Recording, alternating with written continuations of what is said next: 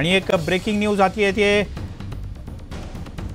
बाबा सिद्दीकी प्रकरणात 21 ऑक्टोबरपर्यंत प्रवीण लोणकर याला पोलीस कोठडी देण्यात आली आहे। प्रवीण लोणकरला पुण्याहून मुंबईत आणण्यात आलं होतं। मुंबईत आणल्यावर लगेचच त्याला किला कोर्टात हजर करण्यात आलं। ही लाईव्ह दृश्य आपण पाहतो आहोत किला कोर्ट परिसरातली। प्रवीण लोणकर हा तोच व्यक्ती आहे ज्याने आणि ज्याच्या भावानं सोशल मीडियात काही पोस्ट शेअर केल्या होत्या आणि यामुळे या सगळ्या प्रकरणात नेमका कुणाचा हात आहे याचा तपास करण्यासाठी पोलिसांनी त्याला ताब्यात घेतलंय। किला कोर्टात न्यायाधीशांनी 21 ऑक्टोबरपर्यंत त्याला पोलीस कोठडी सुनावली आहे।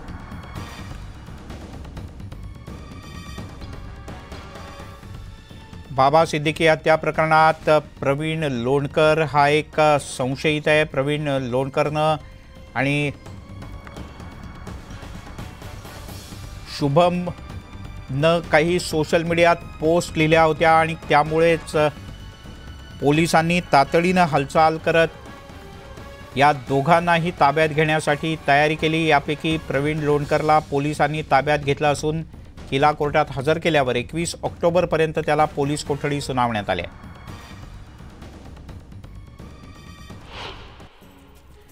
तिकडे बीडच्या आष्टी शहरात चातुर्मासाच्या निमित्तानं 51 जैन बांधवांनी 45 दिवसांचा उपवास केला। या उपवासाच्या सांगता प्रसंगी उपवासधारकांची 11 सोनेरी रथातून वाजत गाजत मिरवणूक काढण्यात आली। मंत्री अब्दुल सत्तार मंत्रिमंडळाकडून दिलेल्या साड्यांची पुन्हा एकदा होळी करण्यात आली। अब्दुल सत्तार मित्रमंडळाकडून काही कार्यक्रम जिल्ह्यात विविध ठिकाणी आयोजित करण्यात येत आहेत। त्यापैकी उंडणगावमध्ये पुन्हा एकदा साड्या जाळण्यात आल्या। काही दिवसांपूर्वी वांगी बुद्रुक आणि मांडणा इथे सुद्धा अब्दुल सत्तार यांनी दिलेल्या साड्या जाळण्यात आल्या। मुंबईत हलक्या मोटर वाहनांना संपूर्ण टोलमाफी जाहीर करण्यात आली। मुंबईतल्या 5ही टोल नाक्यांवर ही टोलमाफी असणार आहे। स्वतः मुख्यमंत्री एकनाथ शिंदे यांच्या नेतृत्वाखाली झालेल्या मंत्रिमंडळाच्या बैठकीत हा निर्णय जाहीर करण्यात आला। मुख्यमंत्र्यांनी ही कायमस्वरूपी टोलमाफी असेल असं नंतर माध्यमांशी बोलताना म्हटलंय। टोलमाफीच्या निर्णयानंतर आमदार गीता जैन यांनी दहिसर टोल नाक्यावर ढोल ताशांच्या गजरात आनंदोत्सव साजरा केला। विधानसभेमध्ये केलेल्या पाठपुराव्याला यश आल्याची भावना त्यांनी व्यक्त केली। मुख्यमंत्र्यांच्या मुंबईतील टोलमाफीच्या निर्णयानंतर मनसेनं विविध ठिकाणी जल्लोष केला। मनसेचे ठाण्यातले नेते अविनाश जाधव यांनी मुलुंड टोल नाक्यावर जात लाडू वाटले। टोलमाफीच्या निर्णयानंतर मुलुंड टोल नाक्यावर मनसैनिकांनी आणि शिवसैनिकांनी जल्लोष केला। कार्यकर्त्यांनी लाडू वाटले, फटाके फोडले आणि राज्य सरकारचं या निर्णयाबद्दल अभिनंदन केलं। टोलमाफीच्या निर्णयाचं मनसेकडून जोरदार स्वागत करण्यात आलंय। मुलुंडच्या टोल नाक्यावर मनसैनिकांच्याकडून फटाक्यांची आतषबाजी करण्यात आली।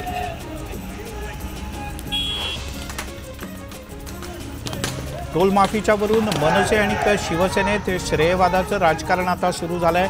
मुलुंड टोल नाक्यावर मनसेकडून पेढे वाटत आपल्याचमुळे टोलमाफी झाली असं सांगण्याचा प्रयत्न केला, तर या ठिकाणी शिवसैनिकांनी सुद्धा जल्लोष करत जोरदार घोषणाबाजी केली।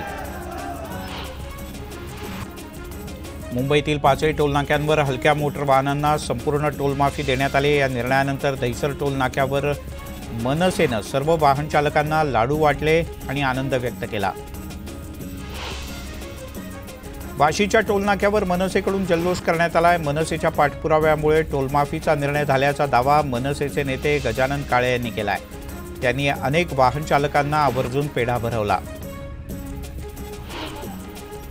राज्य सरकारनं कॅबिनेटमध्ये घेतलेल्या टोलमाफीच्या निर्णयामुळे नागरिकांमध्ये प्रचंड आनंदाचं वातावरण आहे। नागरिकांनी सरकारचे आभार मानले आहेत।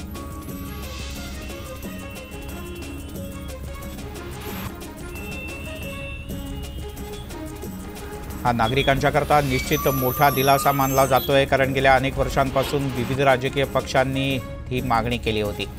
दरम्यान आमच्या लढ्याला यश आलंय, उशिरा का होईना सद्बुद्धी झाली अशी प्रतिक्रिया राज ठाकरे यांनी दिली आहे। सरकारनं ऐतिहासिक निर्णय घेऊन सामान्यांना मोठा दिलासा दिलाय। टोलमाफीचा निर्णय निवडणुकीपुरता नाही, कायमस्वरूपी असणार आहे असं आश्वासन मुख्यमंत्री एकनाथ शिंदे यांनी दिलं। महाविकास आघाडीच्या कार्यकाळात डिझेल पेट्रोलवर जास्त कर लावण्यात आला होता. महायुतीच्या सरकारने या करातून सुटका केली अशी प्रतिक्रिया मंत्री सुधीर मुनगंटीवार यांनी दिली आहे. टोलमाफीचा निर्णय ऐतिहासिक असून या निर्णयामुळे मुंबई MMR रिजनमधील ठाणे, पालघर, अंबरनाथ, बदलापूर, उल्हासनगर, डोंबिवली या शहरातल्या नागरिकांना मोठा फायदा होणार आहे असं खासदार डॉक्टर श्रीकांत शिंदे यांनी म्हटलं. टोलमाफीच्या निर्णयानंतर आमदार संजय केळकर यांनी मुख्यमंत्री आणि उपमुख्यमंत्र्यांचे आभार मानलेत. लाखो वाहनधारकांना या निर्णयाचा फायदा होणार असल्याची भावना त्यांनी व्यक्त केली. धारावी पुनर्विकास प्रकल्पाच्या संदर्भात मंत्रिमंडळाच्या बैठकीत मोठा निर्णय घेण्यात आला. या प्रकल्पाला मुंबईत आणखी 125 एकर जागा दिली जाणार आहे. देवनार डम्पिंग ग्राउंडची जागा यासाठी देण्यात येईल. कौशल्य विकास विद्यापीठाला उद्योगपती रतन टाटा यांचं नाव देण्यात येणार आहे. मंत्रिमंडळाच्या बैठकीत हा निर्णय घेण्यात आल्याची माहिती मंत्री मंगलप्रभात लोढा यांनी दिली. राज्यातील 2 मोठ्या नदीजोड प्रकल्पांना मंत्रिमंडळाच्या बैठकीत मंजुरी देण्यात आली आहे. दमणगंगा आणि गोदावरी नदीजोड प्रकल्पाला मंजुरी मिळाली आहे. मंत्रिमंडळाच्या बैठकीमध्ये आगरी समाजाकरता महामंडळ स्थापन करण्याचा निर्णय घेण्यात आला आहे. तर राज्यात प्रधानमंत्री आवास योजना पुन्हा राबवण्यात येणार आहे यावरही शिक्कामोर्तब झालं. NMMTच्या बसमधून प्रवास करणाऱ्या सर्व महिलांना यापुढे तिकीट दरात 50% सवलत देण्यात येणार आहे. आजपासूनच या निर्णयाची अंमलबजावणी करण्यात येईल. गेल्या वर्षी धानाला प्रति हेक्टरी 20,000 रुपयांचा बोनस देण्यात आला होता. त्यात यावर्षी वाढ करून 25,000 रुपये हेक्टरी बोनस दिला जाईल अशी ग्वाही उपमुख्यमंत्री देवेंद्र फडणवीस यांनी दिली. राज्यातील नोंदणीकृत 54 लाख बांधकाम कामगारांना दिवाळीच्या पूर्वी प्रत्येकी 5,000 रुपयांचा बोनस मिळणार आहे. या संदर्भात राज्य मंत्रिमंडळाच्या बैठकीत शिक्कामोर्तब करण्यात आलं. मुख्यमंत्री माझी लाडकी बहीण योजनेचे पैसे महिलांच्या खात्यात जमा व्हायला सुरुवात झाली. आचारसंहिता लागण्यापूर्वी नोव्हेंबरचे पैसे महिलांच्या खात्यात जमा होत आहेत. एसटी सध्या वाहन खरेदीवर भर देते. दिवाळीच्या मुहूर्तावर एसटीच्या ताफ्यात 12 मीटर लांबीच्या आणखीन 100 शिवाई बस गाड्या दाखल होत आहेत. दिवाळीच्या हंगामात महाराष्ट्र राज्य मार्ग परिवहन महामंडळानं 1 महिन्याच्या कालावधीकरता प्रवास भाड्यात 10% वाढ केली आहे. वातानुकूलित शिवनेरी वगळता इतर सर्व प्रकारच्या बसेसकरता 25 ऑक्टोबरपासून ही दरवाढ लागू असेल. सरकारच्या सूर्यघर मोफत वीज योजनेतून घराच्या छतावर सौर ऊर्जा संच बसवण्याचा निर्णय घेणाऱ्या 1 कोटी कुटुंबियांना मोफत वीज उपलब्ध होणार आहे. या संदर्भातल्या या कुटुंबियांना दरमहा 300 युनिट मोफत वीज उपलब्ध होणार आहे. माझं पसंतीचं सिडकोचं घर या योजनेला नागरिकांचा मोठा प्रतिसाद मिळतोय. या योजनेच्या पहिल्या 24 तासातच 12,400 ऑनलाईन अर्ज प्राप्त झाले. सोनपेठमध्ये लहान मुलीवर अत्याचार करण्यात आला. या प्रकरणी कारवाई करण्यात आली आहे. प्रशासनाला जागं करण्यासाठी उद्या सोनपेठ इथे एका मोर्चाचं आयोजन करण्यात आलं आहे. सरकारच्या विरोधात रायगडमध्ये ओबीसी समाज आक्रमक झालाय. जरांगे यांच्या सगेसोयरे यांच्या मागणीसाठी ओबीसी बांधवांनी आक्रोश मोर्चा काढला. बेळगावात ऊस दरवाढीच्या मागणीसाठी शेतकऱ्यांचं आंदोलन सुरू आहे. या आंदोलनात माजी खासदार राजू शेट्टी सहभागी झाले होते. शेतकऱ्यांच्या मागण्यांसाठी काँग्रेसनं रिसोडच्या तहसील कार्यालयावर ट्रॅक्टर मोर्चा काढला. या मोर्चात काँग्रेससह महाविकास आघाडीचे शेकडो कार्यकर्ते सहभागी झाले होते. वाशीच्या छत्रपती शिवाजी महाराज चौकात मनसेच्याकडून परिवर्तन आंदोलन करण्यात आलं. शिक्षण, आरोग्य आणि रोजगाराच्या संदर्भात सरकार गंभीर नसल्याचा आरोप यावेळी कार्यकर्त्यांनी केला. नाशिक महानगरपालिकेवर स्थानिक महिलांनी हंडा मोर्चा काढला. सिडको परिसरात मागच्या काही दिवसांपासून पाणीच मिळत नाही, त्यामुळे महिला आक्रमक झाल्या होत्या. संभाजीनगरमध्ये धनगर समाज चांगलाच आक्रमक झाल्याचं पाहायला मिळालं. शहरातल्या सिडको चौकात धनगर बांधवांच्याकडून पुंगी बजाव आणि ढोल बजाव आंदोलन करण्यात आलं। धनगर समाजाचा एसटी प्रवर्गात समावेश करण्याची मागणी पुन्हा एकदा जोरपणे करण्यात आली। पुण्यातील गुडलक चौकात राष्ट्रवादी काँग्रेस शरदचंद्र पवार पक्षानं आंदोलन केलं। पुण्यासह राज्यातील वाढत्या महिला अत्याचाराच्या संदर्भात हे आंदोलन करण्यात आलं असून रावण दहन करत राज्य सरकारचा निषेध करण्यात आला। पुण्याच्या आरटीओ लर्निंग एक्झाम हॉलमध्ये घुसून एका अज्ञातानं 2 सीसीटीव्ही कॅमेरे, वायफाय, राउटर हे सगळं चोरलंय। या संदर्भात पोलिसात तक्रार दाखल करण्यात आली असून तपास सुरू झाला आहे। चंद्रपूरच्या मूलमध्ये 17 वर्षीय मुलाची हत्या करण्यात आली। रस्त्यावर दुचाकी ठेवण्यावरून 2 कुटुंबात जबरदस्त वाद झाला। या वादात संबंधित तरुणाची चाकूने हत्या करण्यात आल्याचं कळतं।